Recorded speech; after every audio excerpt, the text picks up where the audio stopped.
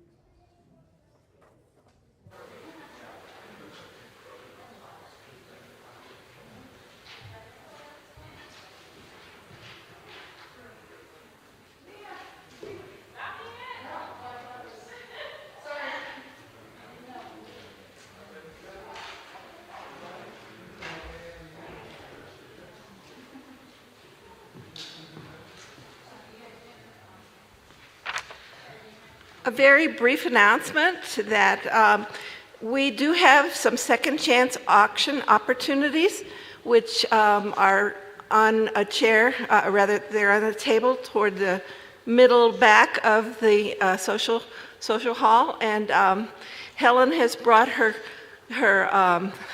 computer, and if anybody has any issues about how to do it or to pay or whatever, she'll help you out. Thank you.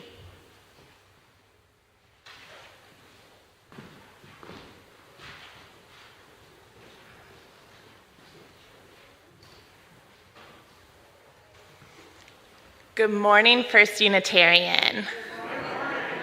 Whoever you are, whomever you love, wherever you come from, whatever you carry, we welcome you in this beautiful day and our shared worship this morning.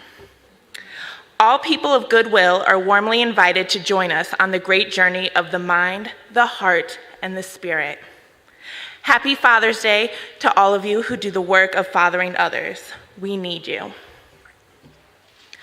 Our call to worship is in honor of Juneteenth, which is also today.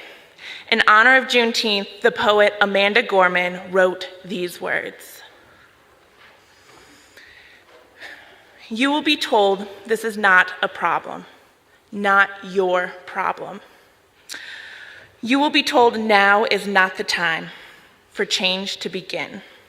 Told that we cannot win, but the point of protest isn't winning. It's holding fast to the promise of freedom, even when fast victory is not promised. Meaning, we cannot stand up to police if we cannot cease policing our imagination, convincing our communities that this won't work when the work hasn't even begun, that this can wait, when we're already waited out 1,000 suns.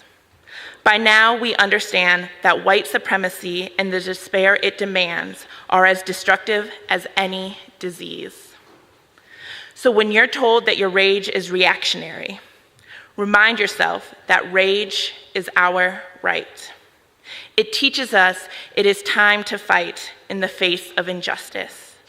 Not only is anger natural, but necessary, because it helps carry us to our destination. Our goal is never revenge, just restoration. Not dominance, just dignity. Not fear, just freedom. Just justice. Whether we prevail is not determined by all the challenges that are present, but by all the change that is possible. And though we are unstoppable, if we ever feel we might fail, if we be fatigued and frail, when our fire can no longer be fueled by fury, we will always be fortified by this faith. Found in the anthem, the vow, Black Lives Matter.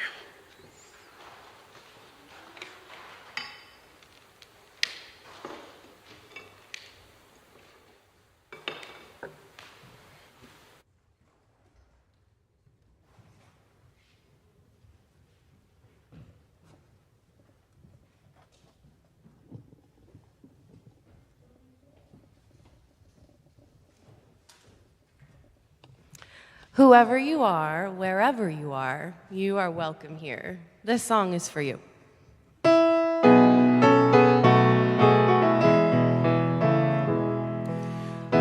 are many, we are one. The light of the world is within you. Sacred and worthy is your soul. A place has been made for you.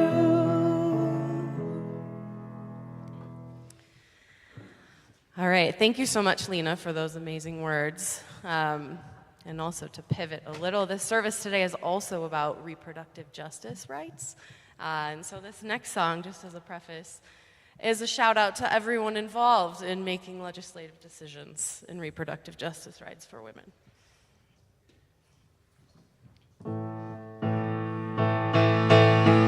Explain it to me. Explain it to me. Explain it to me again. Though I know all about the words you're spitting out, The floor is yours without a doubt.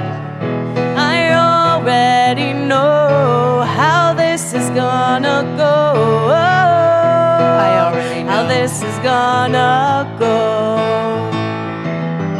Tell me to calm down. Tell me to calm down. Tell me to calm down again. Don't tell me what to do. My feelings won't subdue just because you told them to. You're a cliche, useless in every way. You're a cliche. Take up the whole sidewalk. Take up the whole sidewalk. Take up the whole sidewalk again. This land is your land in the palm of your hand. I'll walk around so you can stand. You're in my way every day. You're in my way. We get it, dude. We've already heard enough from you. The turning point is overdue.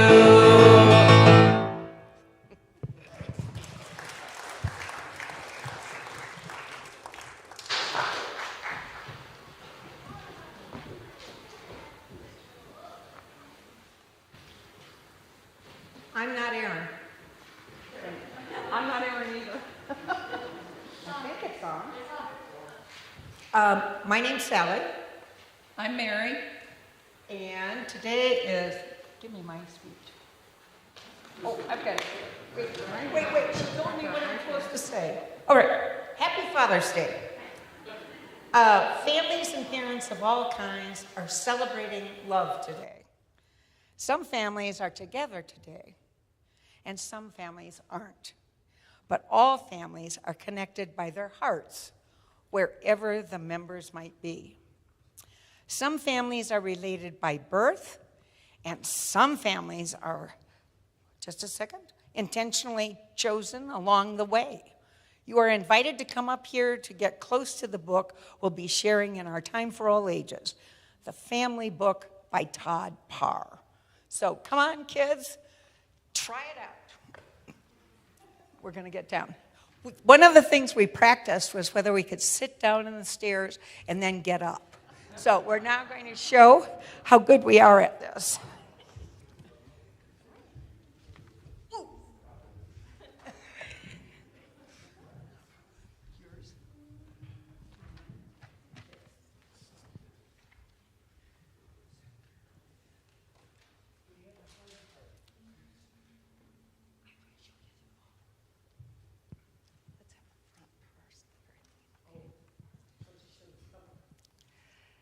The Family Book by Todd Parr.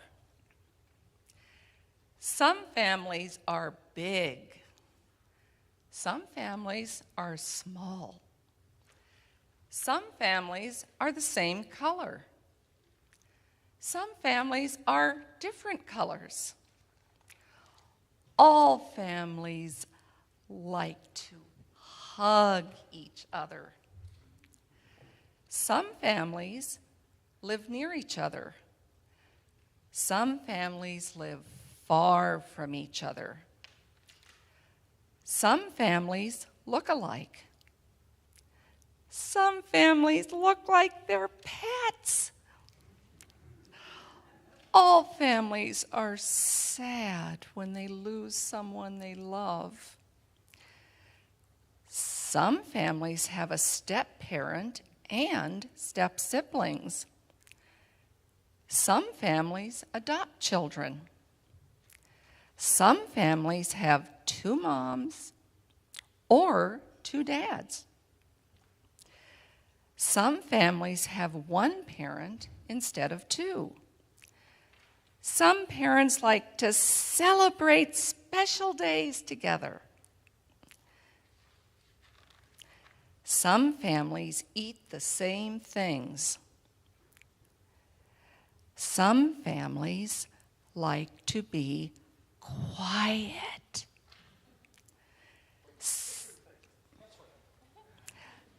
Some families like to be noisy.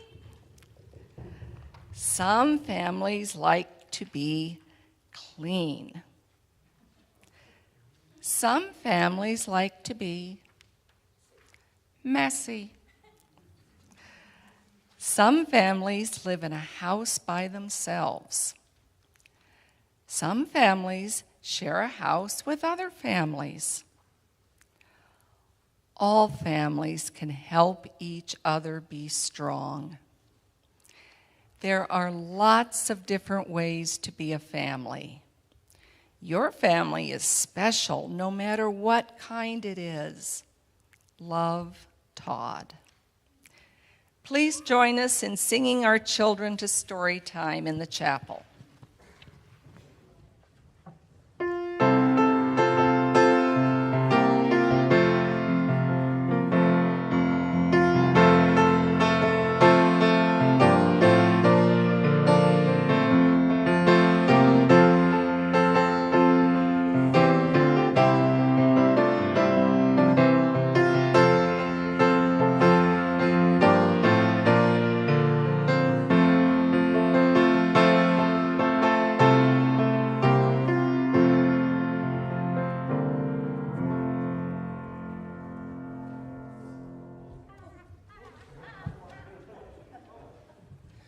Please rise in body and or spirit if you are willing and join us in singing number 212 in your gray hymnal. We are dancing Sarah's Circle.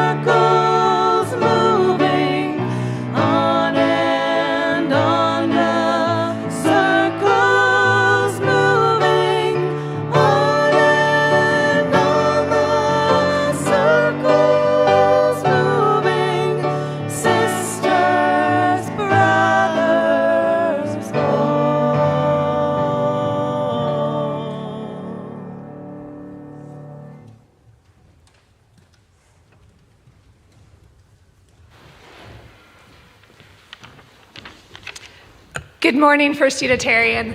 I'm Gabriella Flora, and I'm with the Giving in Action Committee. Every first and third Sundays, your donations go to support an organization that we choose that fits the values of First Unitarian, and that allows us to connect with community and be in relationship with folks doing amazing work in our community. Today, we are thrilled to have the African Community Center, and Ruth Ann Kallenberg will be sharing with you about the amazing work. She's the Community Engagement Coordinator at the African Community Center, one of the refugee resettlement agencies in Denver. She is passionate about welcoming refugees and immigrants to our community. And you can donate through your Breeze account or going to FUSD website. And I believe, are we passing the baskets today also? Yes, okay. So we're back to passing the baskets. This is great. I'll pass it on to Ruth Ann. Thank you so much. Tomorrow has been designated by the United Nations as World Refugee Day to honor refugees from around the globe, celebrating the strength and the courage people have who have been forced to flee their home country to escape conflict and persecution. At ACC, our mission is to help refugees and immigrants rebuild safe, sustainable lives in Denver. It was 15 years ago when I met Nargiza and family, just days after arriving to Denver as refugees from Uzbekistan. The kids were 2 and 4 years old, cute as can be. We didn't speak the same language, but we would point at pictures in the picture dictionary and practice saying words like tea and tomato in English and Uzbek. We had a lot of good laughs together. I just returned from the trip of a lifetime as I traveled with my friends back to their home country. I went from riding a donkey to get water at the well, to eating delicious lamb shish kebabs, to touring Samarkand, one of the oldest cities in Central Asia along the Great Silk Road, and being struck with wonder at the amazing architecture of the mausoleums and mosque with such ornate pillars and ceilings from the 15th century. Upon my journey home, I drove 20 hours across the country in several taxis, riding with local Uzbeks who didn't speak any English. I experienced a sliver of what it's like feeling scared and alone, similar to what our new refugee families must feel when they arrive in Denver. My dream would be for every newly resettled family to have a friend to reach out and make them feel welcome, show them around, and help them as they integrate into their new community in Denver. You too can become a first friend to a new family. As a first friend, you may practice conversational English together, show them how to ride the bus, maybe you're helping them get a job, or go on a hike in the mountains, or simply drink tea together. There are other ways to get involved as well. You may choose to join up with a group of friends and provide the furnishings to an apartment for one of our new neighbors. Perhaps you want to have a donation drive and collect linens, hygiene products, or home supplies. We also have opportunities to deliver food and provide rides to doctor appointments. Most recently, ACC was proud to resettle over 450 Afghan evacuees who were forced to flee Afghanistan last August. We provide services in housing, educational access, healthcare navigation, public benefits, employment, and more. We are now receiving families from other countries such as the Democratic Republic of Congo, Burma, Syria, and Ukraine. As you can imagine, there's many opportunities to help out. I'm planning to stay after church, so if you'd like more information about getting plugged in, you can come and visit with me after. I just want to say thank you so much for your generous support here. Thank you.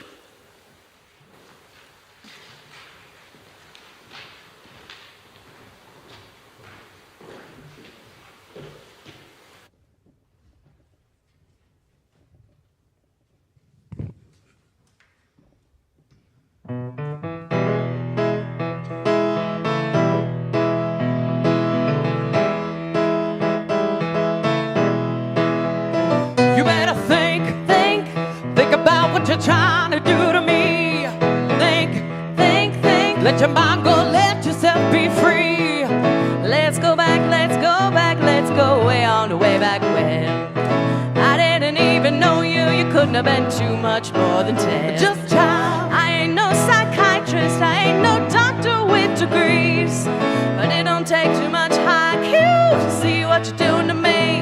You better think about what you're trying to do to me. Yeah, think. Let your mind go, let yourself be free. Oh, freedom. Oh, freedom.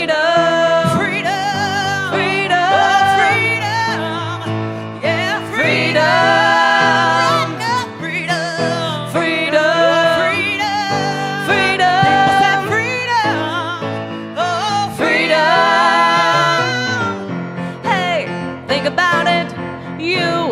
think about it.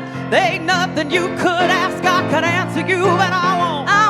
Well, I was gonna change, but I'm not. If you keep doing things I don't, you better think about what you're trying to do to me. What you trying to do to me? Think. Let your mind go, let yourself be free. People walk around every day playing games and taking scores, trying to make other people lose their minds. Well, be careful you don't lose yours. Oh, think about what you're trying to do to me. Ooh, think. Oh, let yourself be free. You need me, and I need you. Don't you know? Without each other, there ain't nothing either can do. Oh, yeah, think about it, baby. What you trying to do to me? Oh, think about it now. Oh, freedom. Freedom. Yeah, freedom.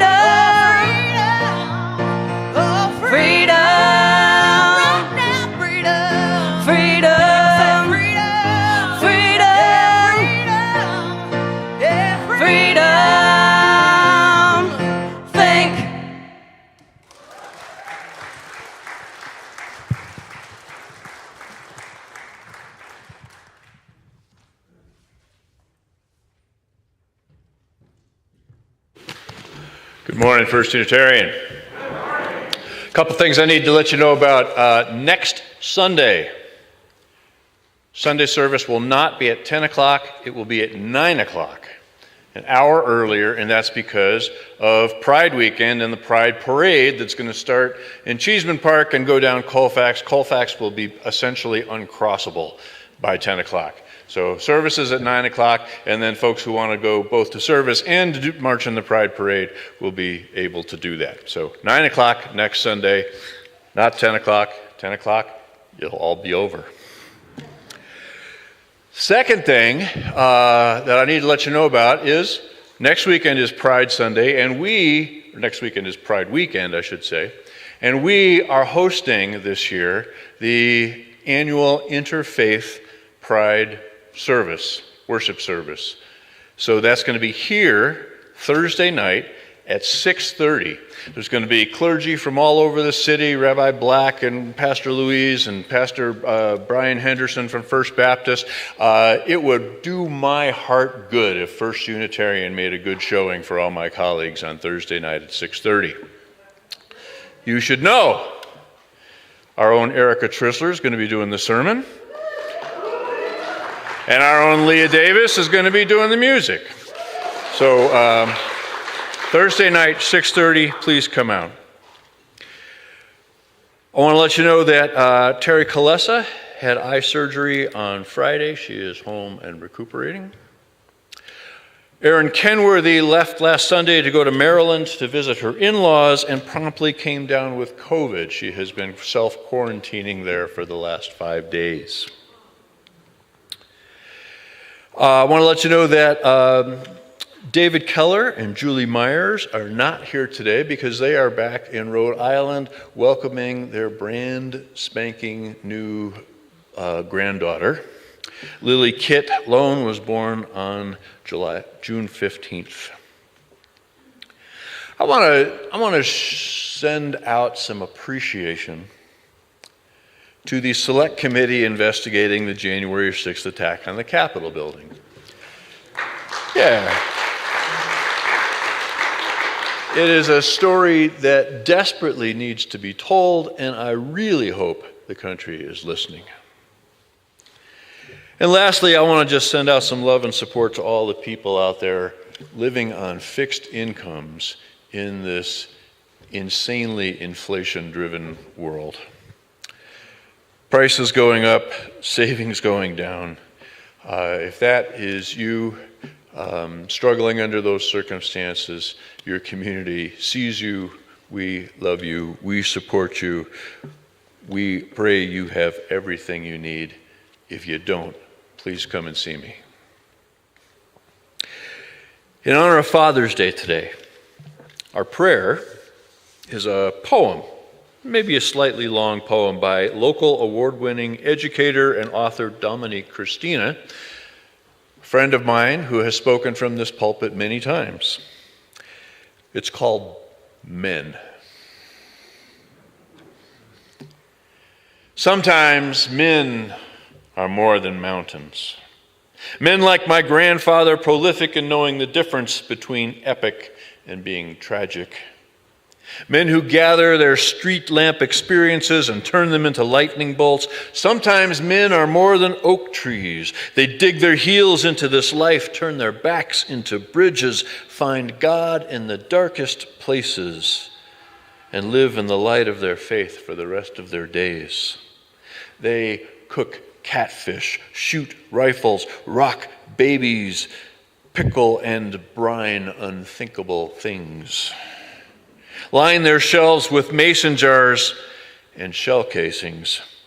They are the men we forget to remember when we are dizzied and spent from the New Age minstrel show that casts our best and brightest as crip-walking puppets bedecked in gold chains and misogyny, theatrical and ridiculous.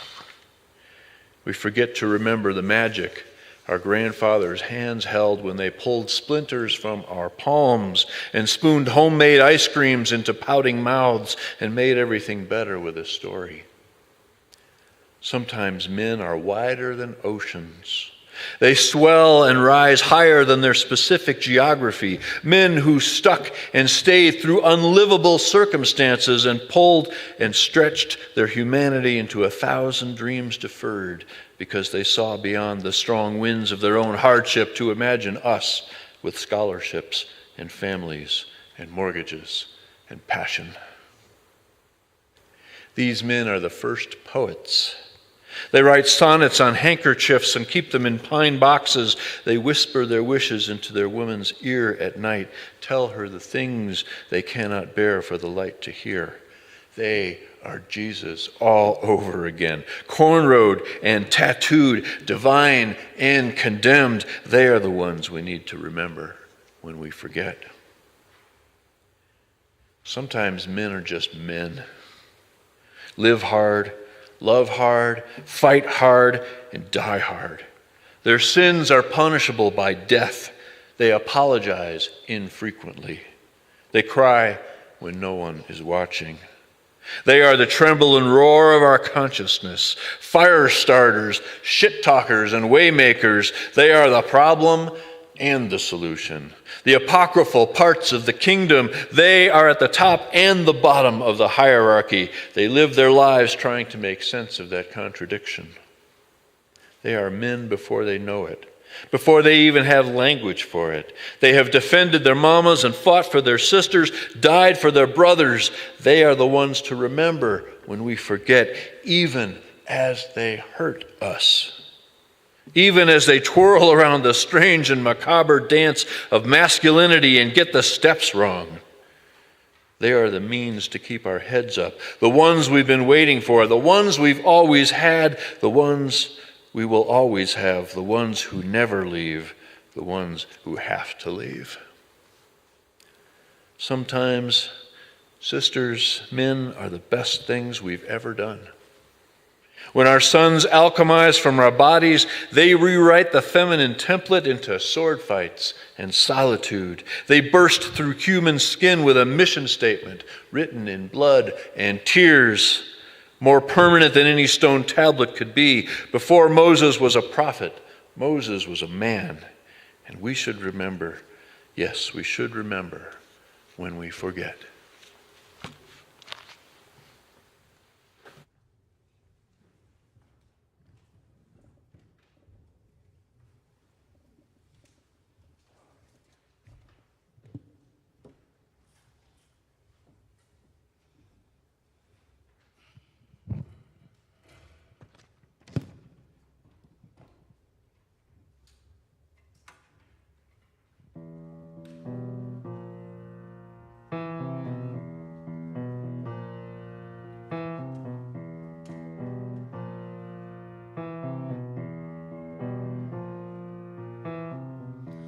Wouldn't it be nice if we had an amendment to give civil rights to women? To once and for all just really lay it down from the point of view of women. I know what you're thinking. Well, that's just redundant. Chicks got it good now. They can almost be president. But it's worker against worker, time and time again, 'cause the rich use certain issues as a tool.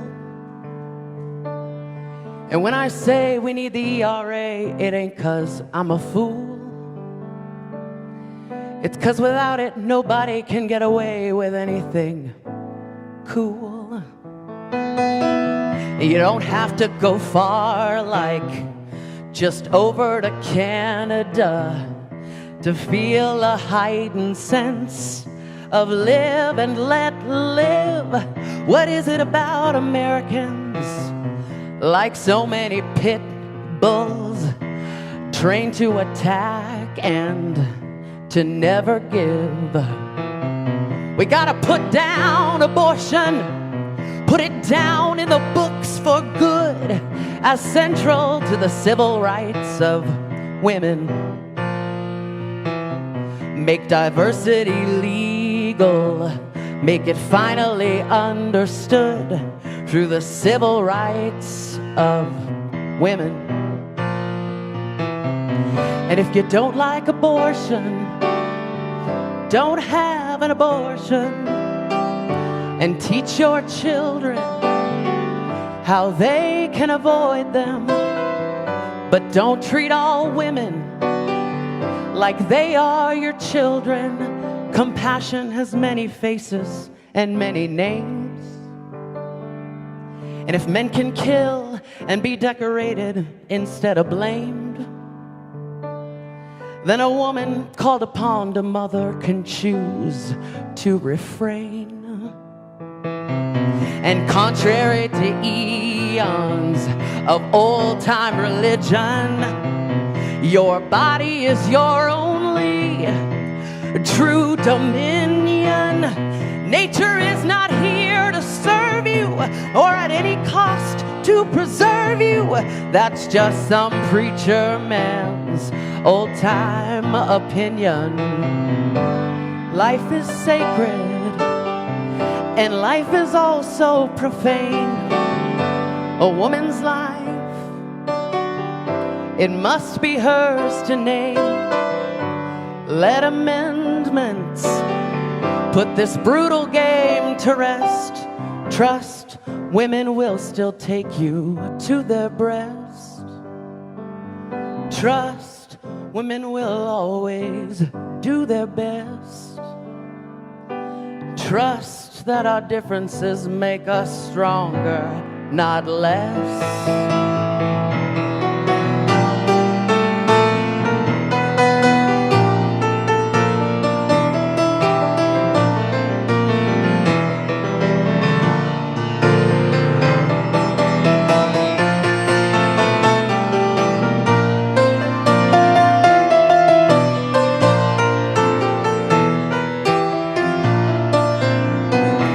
In this amendment shall be, family structure shall be free. We'll have the right to civil union with equal rights and equal protection. Intolerance finally ruined. And then there's the kids' rights.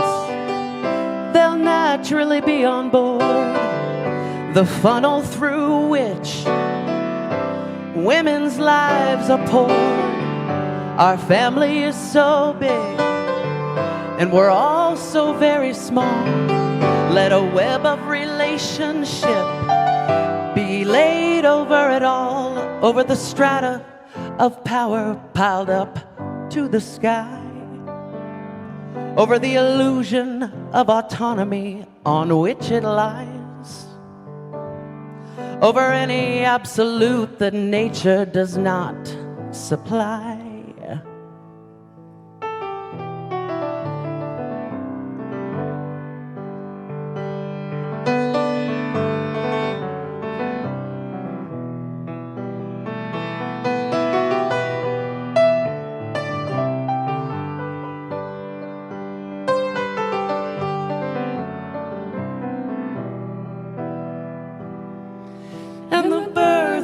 woman shall regain her place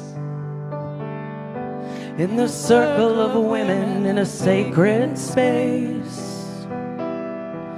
Turn off the machines, put away the knives. This amendment shall deliver from bondage midwives.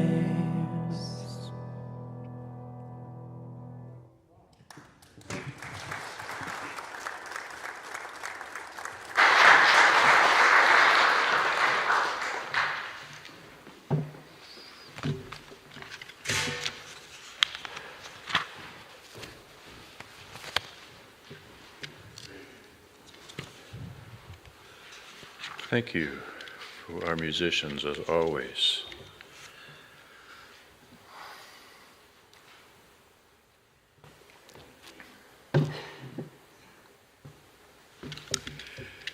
Any day now, probably next week, the Supreme Court is expected to overturn Roe v. Wade, the landmark case from 1973 that made it legal for women to choose to terminate a pregnancy. Though it is not something I typically do, and certainly do not lightly do, every now and then I begin a sermon with a kind of a listener's advisory. This morning the topic is Roe v. Wade, a complicated mess of interrelated moral, medical, religious, legal, political, and economic issues. And while only a very few of the comments I'm going to make will be graphic, you need to know that some of what I'm going to say this morning will be, not to sensationalize anything, but because we shouldn't be under any illusions about what this is, in my humble opinion. So I begin with an acknowledgement that you may be here with children whom you don't feel need to learn about Roe v. Wade at this point in their lives, and without hesitation or question, we will respect that decision. You may be especially sensitive to this issue for any number of reasons.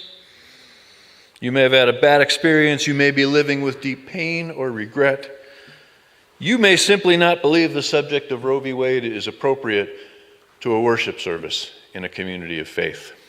These are all perfectly legitimate, acceptable reasons for excusing yourself from the sanctuary at this point. I will pause now and give you a moment to consider whether you wish to stay, and I, for one, will not be the slightest bit offended if you choose to leave.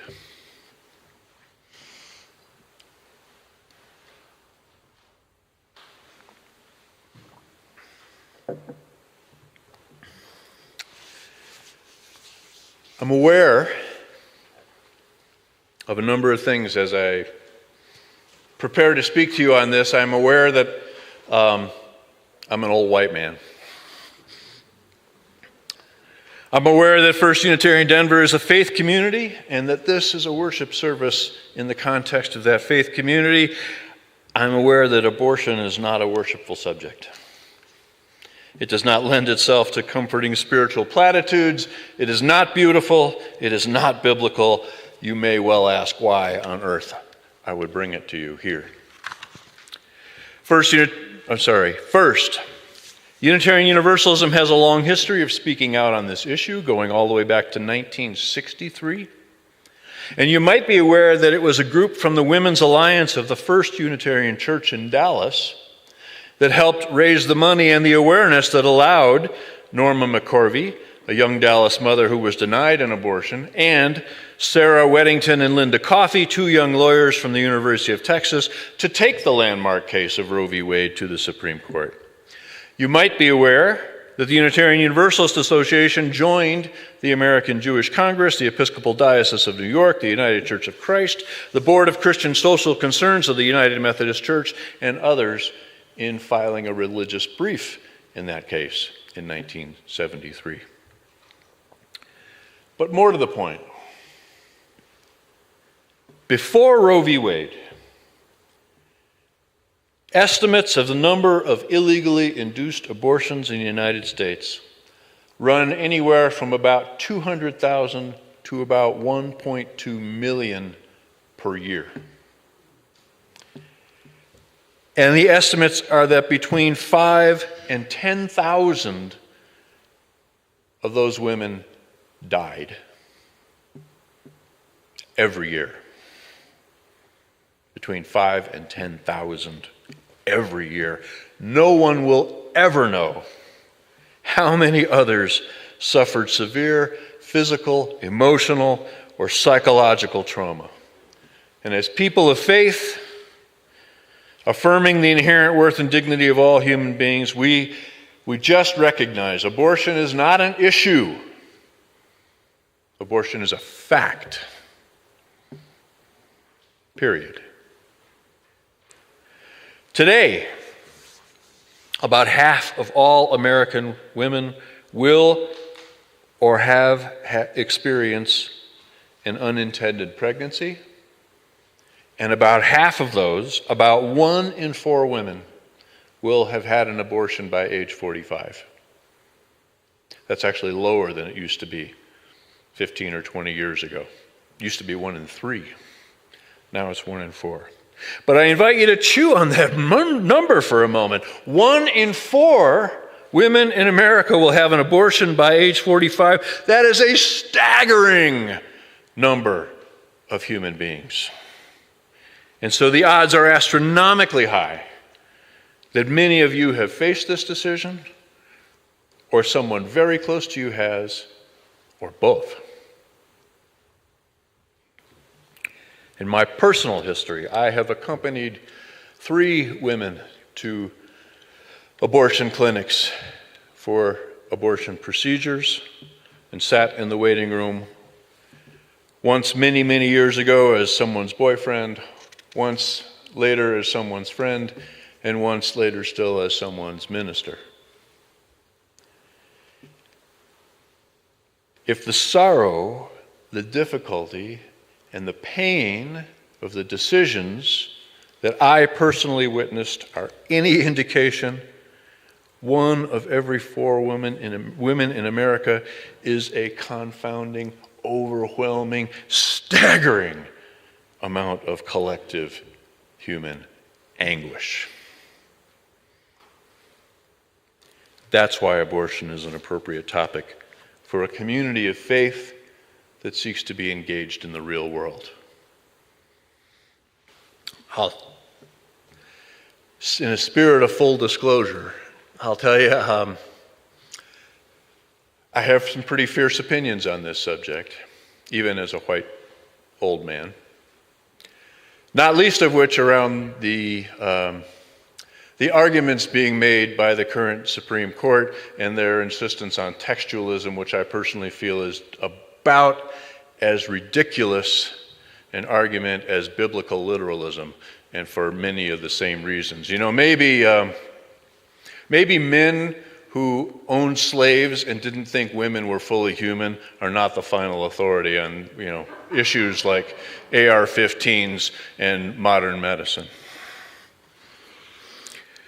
However, I've tried really hard to be about as fair and balanced as I can be, and that's what you're going to hear this morning. This is going to be Mike Moran being as fair and balanced as he knows how to be. I've tried my best. I want to share with you that as I've read and thought and talked to people over the past few weeks in preparation for today, my own feelings have been mostly twofold, mostly sadness and anger. Part of the reason is simply because of the statistics I just mentioned, and I keep asking myself, what are we missing in these days of modern, sophisticated birth control and pregnancy prevention that so many women still have to face this decision? To me, just that one statistic is enough to convince me that we need a comprehensive single-payer health system that includes pregnancy prevention, counseling, etc. It's sad to me that abortion has become a political issue. and at the risk of berating the obvious, divided by politics in this pathetic age of partisanship is probably the worst place for any contentious issue to be. And from my perspective, at least to be clear, when I use the term political, I'm fond of the way Martin Luther King Jr. used the word political. He said, politics and democracy is the process of deciding who gets how much of what and when it comes to housing, jobs, education, healthcare, education, and justice.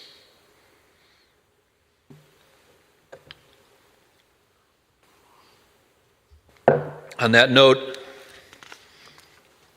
it's infuriating that while abortion has been essentially legal for the past 49 years, there is no justice when it comes to accessibility.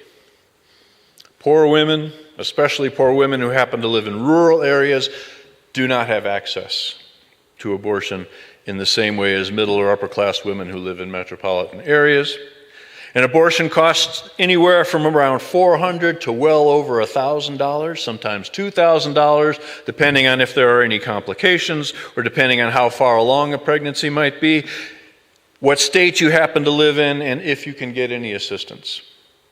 The average cost in Colorado last year was between $500 and $700. You don't need to be an expert in anything to see that if you are poor, if you are supporting other children, if you are working for minimum wage, if you are living paycheck to paycheck or otherwise struggling economically, $500 to $700 is an astronomical, inaccessible sum. I've heard stories and read stories of poor women who have had to temporarily turn to prostitution in order to pay for their abortion procedures. That's messed up. And thank goodness for our organizations like the Cobalt Fund, National Abortion Federation, the Bridget Fund, and many others that provide assistance.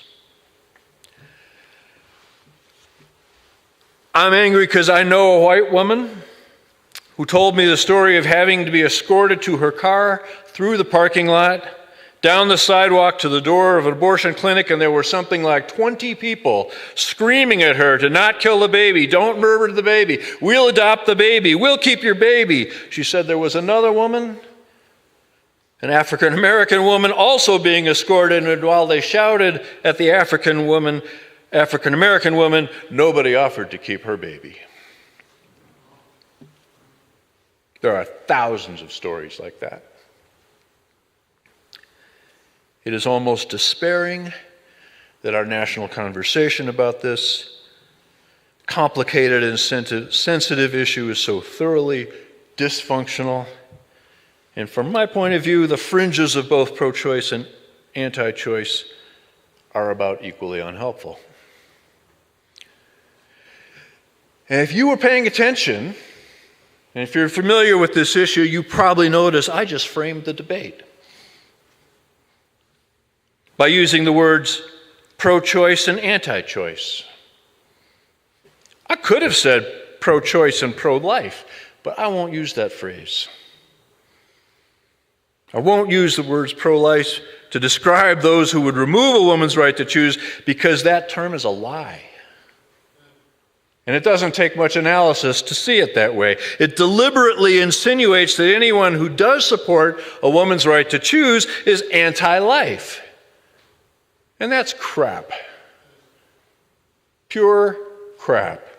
I have never met anyone ever who was anti-life, and it is plainly possible to be against abortion and pro-choice at the same time. Amen? Which is not how the conversation typically goes. Nuance and subtlety rarely get intelligent treatment in the press or anywhere else for that matter, and the result is that both sides of the abortion issue tend to see each other as caricatures, oversimplified, hateful fanatics instead of real human beings with well-intentioned, deep-seated passions and cherished beliefs.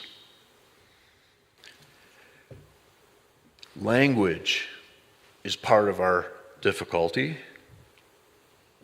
even for the pro-choice side, right? We have, instead of abortion clinics, instead of abortions, we have reproductive health procedures. Or termination of a pregnancy, abortion clinics are family planning centers or women's clinics. You know, the fact is that abortion is a pretty ugly word for a pretty ugly procedure. And even the most diehard advocates of choice tend to avoid the gritty details, at least in public. And the reason for this, the reason for avoiding the details, and I think we should pay attention to this, the reason for avoiding the details is there's something wrong with abortion. And yeah, you heard me right. There is something wrong with abortion, and the later into a pregnancy it occurs, the more wrong it gets. One of the things I did in preparation for speaking about abortion was to re-educate myself about the procedure itself. You should know, I'm not recommending this, but you should know, and if you want to, you can go online. There are videos on the internet of medical doctors with life-size, highly detailed models walking you through the steps of an abortion with graphically detailed descriptions of the instruments and the actions taken during a procedure. I will not elaborate except to quote Christopher Hitchens from one of his essays on the subject. In order to terminate a pregnancy, you still have to still a heartbeat, switch off a developing brain, and whatever the method, break some bones and rupture some organs. I could not watch this procedure without squirming in my seat.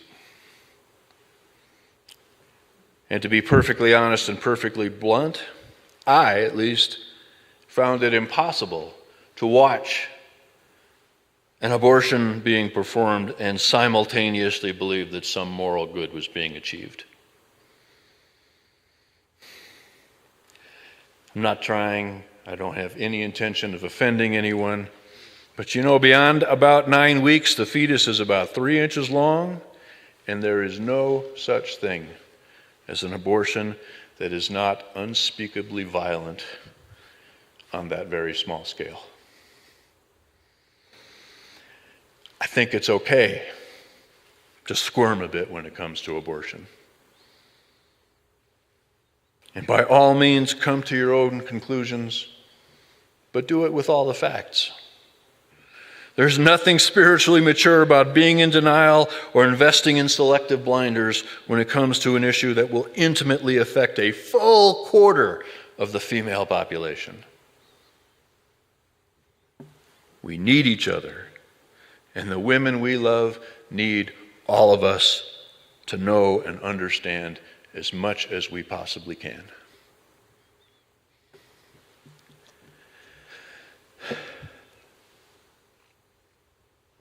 I've left out way more than I've included in this brief time. We haven't touched on all the ways states have and will try to limit, curtail, or make abortion impossible, illegal, criminal. We could talk about the Hyde Amendment from 1976 that barred all federal funding for abortion, and how the United States is barred from aiding international family planning organizations that include family planning or provide abortions overseas. We could spend hours unpacking the teachings and thought of the world's great religious traditions about abortions, most of which are far more tolerant than you might think. We could talk about the cultural differences in dealing with abortion, how abortion is thought of in African countries or among indigenous people or in parts of the world that are not dominated by Christianity. There are dozens of doctoral theses out there on the links between a cultural view of abortion and cultural views on women, children, and communal responsibility. Fascinating. We haven't considered the studies and statistics of why women have abortions and what the demographics are. We could spend hours telling the stories of women who in various ways have been victimized, by conflicting laws, clueless providers, cruel families, economic hardship, and any number of other circumstances you wouldn't wish on anybody. You can find all that information if you want it. The central controversy, where the rubber hits the road, for lack of a better metaphor, is twofold. First, at exactly what point do we consider a developing fetus to be a human being? And second, who gets to decide that? The medical community has no consensus on when a fetus should be considered human. In medieval times, it was thought that the soul entered a fetus on quickening, that moment every mother waits for when the baby starts to kick or move or squirm inside. Many people of faith believe ensoulment, great word. Ensoulment happens at the moment of conception. Ancient Greeks and Romans thought ensoulment happened slowly over months, not like all at once. In the legal system, viability is a term that gets thrown around a lot. That is, when the fetus is developed enough to survive outside the womb, even if that requires a great deal of intervention and technology. In 73, viability was widely considered 24 to 28 weeks. Nowadays, it is possible, and not even uncommon, to keep babies as young as 20 to 22 weeks alive. Although children born that young typically grow up with moderate to severe developmental difficulties. Another interesting marker I learned about is called organogenesis. What a wonderful word. Organogenesis. Organogenesis is the point at which embryogenesis is complete, and that means all the major body systems are intact and functional. All the organs, the nervous system, digestive system, circulatory system, muscular and skeletal systems, if not fully developed, are all essentially complete and have begun functioning. This happens, believe it or not, at just 13 to 14 weeks after conception. 13 weeks! From a single cell to a fully formed, utterly dependent, but fully differentiated creature. That's incredible. I challenge anybody to come up with something more generally miraculous than that.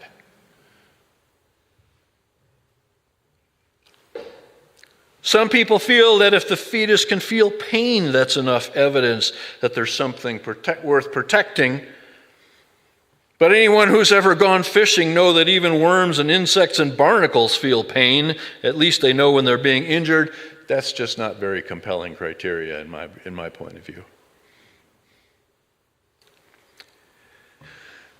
So if you believe human beings have souls, and I know some of us do, at what point does the soul enter the human embryo or fetus? At what point does an abortion cease to be the moral equivalent of, say, cutting out an appendix?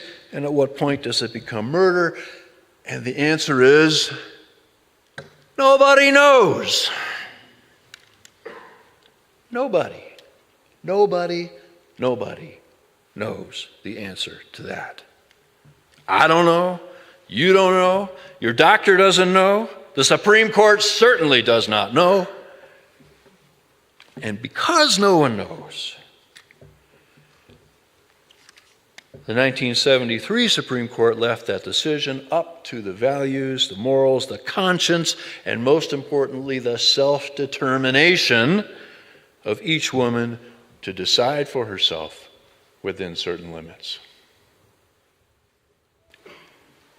I don't know anyone, I hope I never know anyone, who likes abortion. But in the absence of real knowledge, in the presence of this mystery, this fundamental aspect of the controversy, trying to be as loving and gentle as I can, this is a pretty fine line.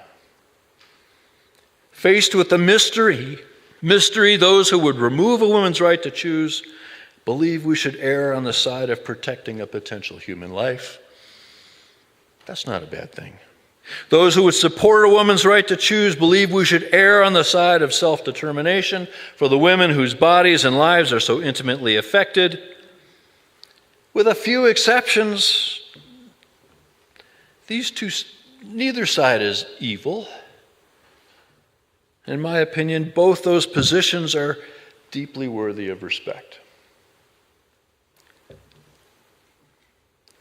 In my opinion, if the Supreme Court had as much respect for both conclusions and even a modicum of respect for women, Roe v. Wade would not be in any danger whatsoever.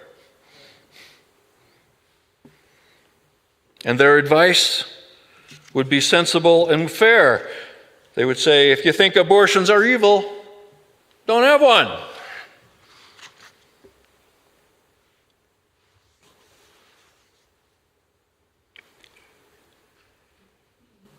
Sadly,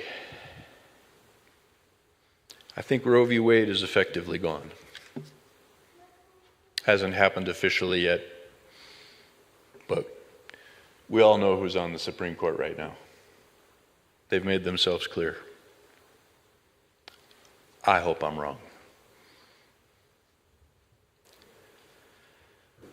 I think it's effectively gone, and I don't think it will be back in any reasonable time frame.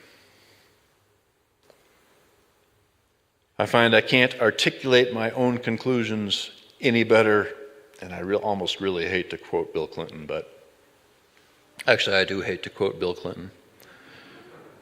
But in this case, I think he was right. He said abortion should be safe, legal, and rare. I would add exceedingly rare. With proper education and access to health care, I don't think zero is an unreasonable goal.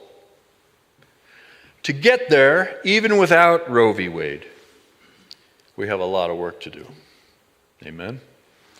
Educating ourselves, educating our sons and daughters about safe sex and healthy sexuality, deep and mutual respect for our lovers, and the appropriate uses of birth control. We have political work to do to make birth control and education readily available to all women everywhere, no matter their race, class, or religion. We have relational work to do right here with each other, acknowledging the reality and the pain of abortion in the lives of ourselves and the women we love so much.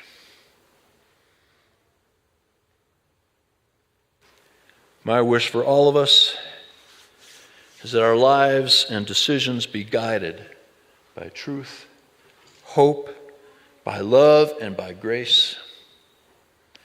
And guided by these, may you live in such a way that you never, ever have to look back with regret. Amen.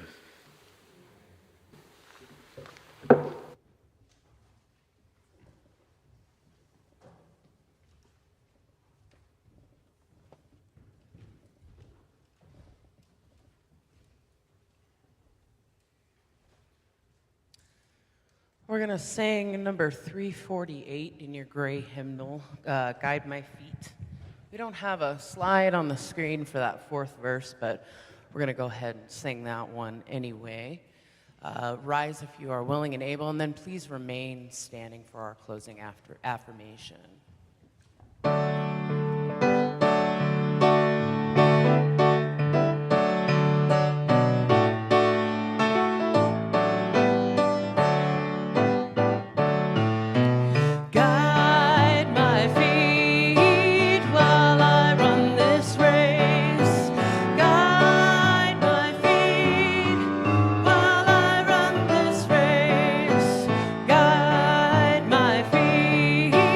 While I run this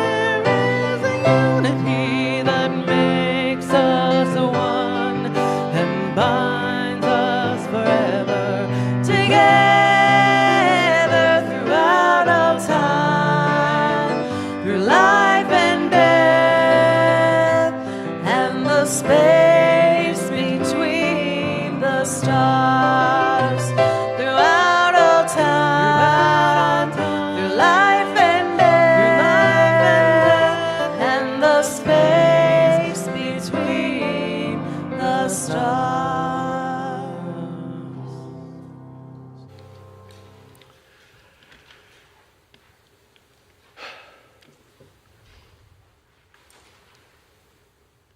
In a round world, what goes around comes around. Circles and cycles of stars, seasons of growth and decay, birth and death, and unexpected resurrection. You and I and we are inextricably linked to everything that is, was, or ever will be. Amen. Our service is ended. Go in peace.